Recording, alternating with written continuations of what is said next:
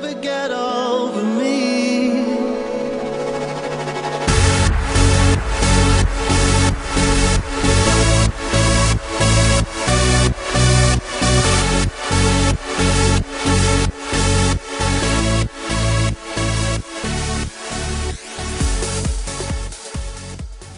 Okay, so today I'm just going to teach you how to chest and shoulder hoop. There are a couple different kinds of chest and shoulder hooping. I'm going to mention two in this video. I recommend using a larger hoop, but with some grip tape. So this is the hoop that I learned to chest hoop and shoulder hoop on. It's just a regular Polypro, it's 36 inches. It has no grip tape on it, which I don't really recommend. This hoop is smaller, so I don't recommend using this hoop because it's a 30 inch, but it has some grip tape on it on the inside that I just put on it. It's really dirty because I used it in the mud this morning. So just for the purposes of this tutorial and letting you know what it looks like when you use a larger hoop, I'm just going to show you on this hoop. So the way I learned to chest and shoulder hoop, so this is shoulder hooping, this is chest hooping. You can duck your arms in, and this is shoulder hooping. Vertical shoulder hoop. Vertical shoulder hooping is a little bit more difficult than regular shoulder hooping. A lot of the time when you're learning how to chest and shoulder hoop, a lot of people do this and it just flies up to their throat. It can be very painful when you're first learning to hoop because you can't control how hard or how fast the hoop is going, which is why I also recommend using a lighter, bigger hoop.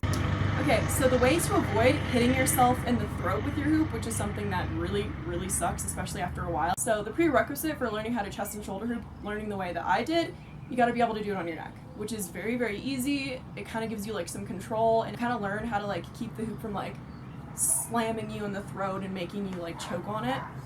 So the way that I learned to chest and shoulder hoop is I would duck my shoulder in and then duck my other shoulder in.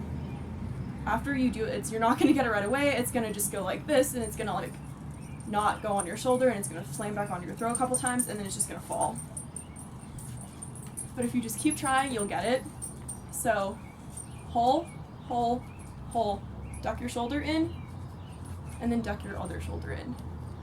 The easiest way to learn is to always spin. I don't care what trick you're doing, if it's involving the rotation of the hoop, you gotta spin. It makes it a hell of a lot easier. So you find your hole using your hand or your shoulder, or if you're just really, really good, you don't need to use that, you can just figure it out. You can just look. So when the hoop is touching the right side of your neck, depending on which way you hoop, I'm right-handed, so I hoop to the left. So when I was learning, I kind of had to figure out my holes. So when you hoop to one direction, as soon as it touches your neck on the right side, there's going to be this huge open space right here, and that's where you duck your shoulder in. So huge open space when it touches, so you can say go, go, go, duck your shoulder in, spin, and duck your other shoulder in. And then that's how you do that. Hold your hoop like this, place it on the back of your shoulders, and then just spin it to the direction that you're hooping towards, and you kind of just bounce in your knees a little bit.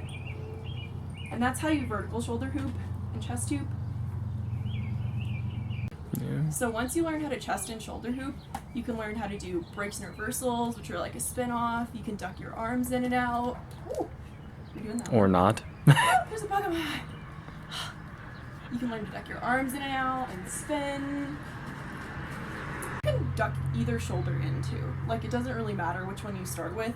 It's a little harder to start with the one on the right side if you hoop to the left, because you can't really see it as well. But after you learn how to chest and shoulder hoop, or mostly just shoulder hoop, if you learn doing it this way, it makes learning your shoulder duck outs easier. So you can do your shoulder duck outs, breaks and reversals, stuff like that. Okay, if you have any problems, just ask me and I will get back to you. Bye!